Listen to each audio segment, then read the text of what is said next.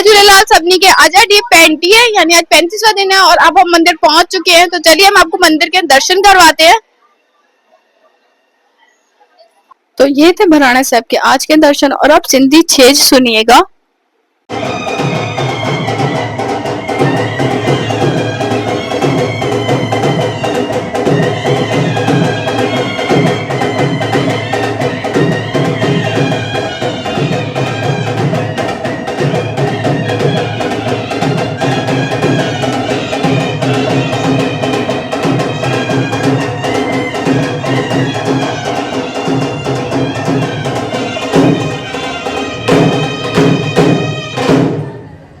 तो गाइस ये देखिए मेरा साथ छोड़ के दोनों अपनी टीम बना चुके हैं और एक दूसरे की सेवा करते हुए मस्त।